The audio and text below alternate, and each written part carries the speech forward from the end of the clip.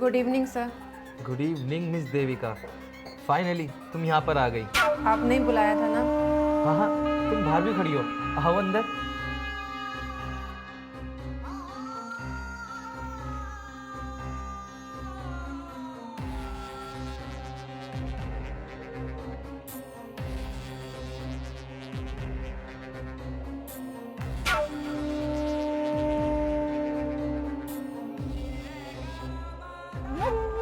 क्या हुआ देविका, तुम यहाँ पर क्यों खड़ी हो? आओ बैठो ना। जी सर, जा रही हूँ।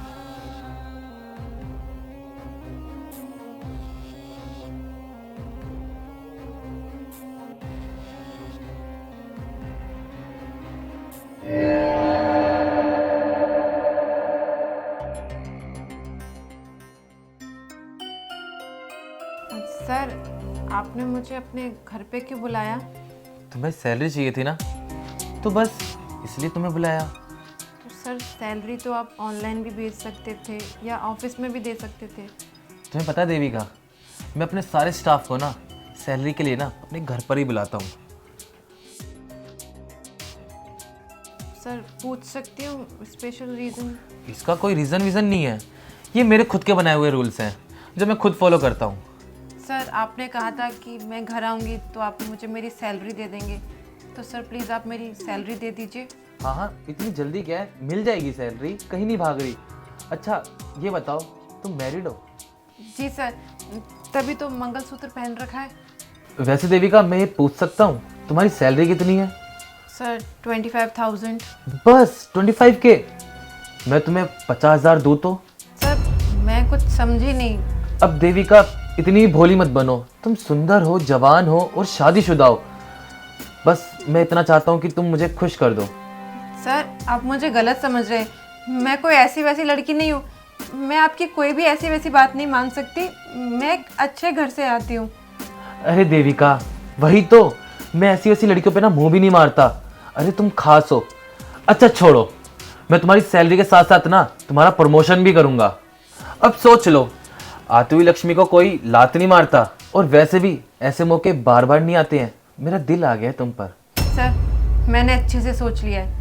मैं प्रमोशन के लिए या फिर सैलरी हाइक के लिए ऐसा कोई भी काम नहीं कर सकती जिससे मैं अपनी खुद की नज़रों में गिर जाऊँ। ओ कम ऑन देविका, तुम कौन सी दुनिया में जी रही हो? और तुम्हें पता है, आगे बढ़ने के लिए ना हमें कुछ ना कुछ तो करना पड़ेगा, और मैं तुम्हें इतना इजी शॉर्टकट दे रहा हूँ तो तुम अपना लो। सॉरी सर, मैं प्रमोशन या सैलरी हाइक के लिए शॉर्टकट नहीं अपना सकती। हाँ, मुझ में इतना टैलेंट होगा तो मुझे प्रमोशन और मेरी सैलरी दोनों अपने आप बढ़ जाएगी। आप बस मुझे मेरी सैलरी दे दीजिए, मैं सैलरी लेके घर जाना है। देविका, मुझे लगता है ना तुम ना नर्वस हो। कोई बात नहीं, मैं तुम्हें ना पूरा 1 दिन देता हूँ, सोच विचार करो। और वैसे भी ऐसे मौके बार बार नहीं आते हैं, तुम्हें प्रमोशन भी मिलेगा और सैलरी डबल भी। सर, ना ही मुझे प्रमोशन चाहिए और ना ही मुझे सैलरी डबल चाहिए। मैंने आपसे कहा कि मैं कोई भी ऐसा काम नहीं करूँगी जिससे मैं खुद की नज़रों में गिर जाऊँ। ठीक है देविका, मैं तुम्हें 1 दिन का मौका तो दिया ही है, तुम कल तक मुझे बताना। वैसे तो मैं तुम्हारी सैलरी तो दूंगा ही, अब वो तुम्हें देखना है, तुम्हें डबल चाहिए या प्रमोशन भी चाहिए या सिर्फ 25,000 रुपये चाहिए, तो तुम जा सकती हो। सर, जाने से पहले आपको एक बात बता दूं, मेरा कल भी जवाब ना ही होगा। वो तो वक्त बताएगा देविका। ठीक है सर, चलती हूँ।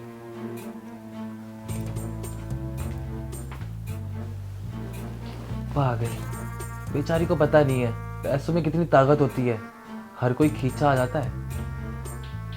कोई नहीं, कल तो खींच कर मेरे पास ही आएगी ना, कल देखूंगा मैं इसको, इसकी सारी अकड़ तोड़ूंगा।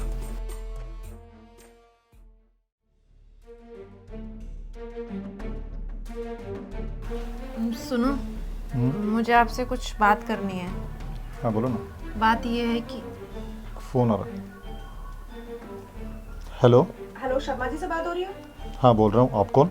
मैं बैंक से बात कर रही हूँ। आपकी 2 EMI बाउंस हो गई हैं और ये तीसरी EMI है। अगर आपने इस बार भी क्लियर नहीं की ना तो आपके लिए लीगल एक्शन लिया जाएगा। नहीं नहीं, इस महीने में सब कुछ क्लियर कर दूंगा, प्लीज़ आप कोई भी एक्शन मत लेना। देखते हैं। Thank you. क्या हुआ, परेशान लग रहे हो? यार मैंने ना बैंक से लोन लिया था, पिछले 2 महीने की ईएमआई बाउंस हो गई है और इन्होंने अल्टीमेट दिया है कि इस बार क्लियर नहीं किया ना तो मेरे खिलाफ वो कार्रवाई करने वाले हैं। यार समझ में नहीं आ रहा क्या करूँ। खैर वो सब छोड़ो, तुम कुछ बोलने आए थे ना? नहीं, कुछ बोलने नहीं आई थी मैं। तुम कुछ बोलने वाले थे यार। मैं एक्चुअली ये कह रही थी, मेरी जो सैलरी है ना वो 1-2 दिन बाद मिलेगी, क्योंकि जो हमारे बॉस है ना वो छुट्टी पे गए हुए हैं।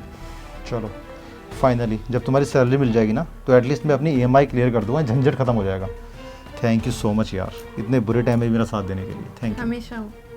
Thank you.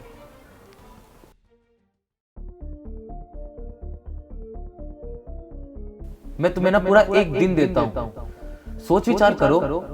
और वैसे भी ऐसे मौके बार बार नहीं आते हैं। तुम्हें प्रमोशन भी मिलेगा और सैलरी डबल भी। मुझे लगता है मुझे उस कमीने की बात माननी पड़ेगी। मेरे पास कोई और ऑप्शन भी नहीं है, करना ही पड़ेगा।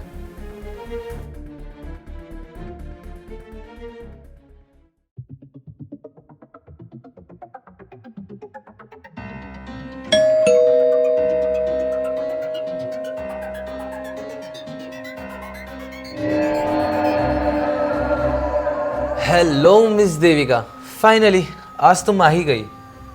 सर, हम अंदर चल के बात कर सकते हैं? हाँ जरूर, तुम्हारा ही तो इंतजार कर रहा था मैं। आओ।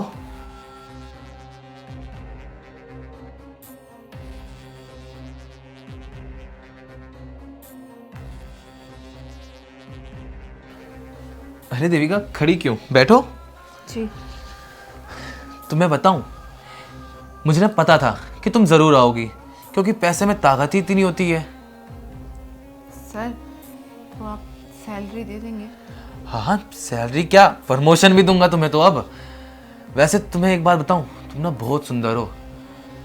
तुमने बहुत अच्छे से मेंटेन कर रखा है अपने आप को, और करना भी चाहिए, तभी तो आगे बढ़ता है इंसान। जी सर, सही कह रहे हैं आप। मैंने तो तुम्हें पहले ही बोला था, पैसे में ताकत ही इतनी होती है। हाँ सर, सही कह रहे हैं आप, पैसे में बहुत ताकत होती है। अच्छा, ये सब छोड़ो, जिस काम के लिए आई हो वो करते हैं ना। सर, पहले सैलरी दे देंगे प्लीज़। अरे देविका, पैसे कहाँ भाग के जा रहे हैं, मिल जाएंगे पैसे तुम्हें। सर प्लीज़ पैसे दे दीजिए पहले। अरे तुम तो बड़ी भूखी हो पैसों की। कल तो तुम बड़ी बड़ी बातें कर रही थी, मैं ये नहीं करती, मैं वो नहीं करूंगी, प्रमोशन के लिए मुझे ये सब नहीं करना। आज क्या हुआ? आ गई ना, आगे ना उठ पहाड़ के नीचे। चलो मैं तुम्हारे पैसे लेकर आता हूँ। तो जैसा 2 कौड़ी का इंसान मेरी मजबूरी क्या ही समझेगा। हे भगवान, प्लीज़, आप तो मेरी मजबूरी अच्छे से जानते हो ना। मैं यहाँ पे किस लिए आई? मैं सिर्फ अपने पति को बचाने के लिए आई हूँ, क्योंकि उन्होंने लोन ले रखा है। अगर इन्होंने लोन नहीं चुकाया तो उनकी बहुत बदनामी होगी, बदसलूकी से बात करेंगे वो सारे लोग उनसे, और मैं ये सब नहीं देख सकती। आपसे अच्छी मेरी मजबूरी कौन जानता। अब प्लीज, ऐसे कहते हैं कि लोग भगवान हैं, अगर आप हैं तो प्लीज कोई ऐसा चमत्कार कीजिए कि मेरे दामन पे कोई भी दाग न लगे। मैं यहाँ पे पाक साफ आई हूँ और इस पापी के घर से पाक साफ जाना चाहती। प्लीज मेरी मदद कीजिए, प्लीज।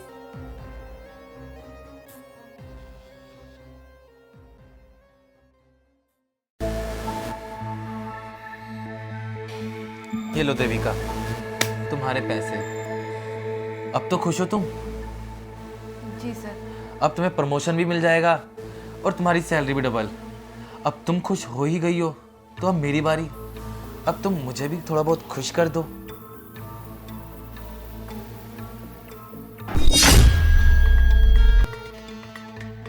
देविका, देविका।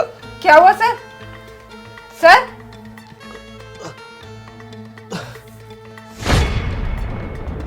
लगता है हार्ट अटैक आया। सही हुआ, इस जैसे कमीने इंसान के साथ ऐसा ही होना चाहिए, जो किसी की मजबूरी का फ़ायदा उठाता है ना, उसकी यही सज़ा है। थैंक यू सो मच भगवान जी, आपने आज मेरे दामन पे दाग लगने से बचा लिया, वरना ये एक ऐसा दाग था जिसे मैं जितना भी धो वो कभी साफ नहीं हो सकता था, कभी भी नहीं हो सकता था। आज मुझे यकीन हो गया है कि आप हो और आप अपने बच्चों की प्रार्थना सुनते हो। Thank you so much.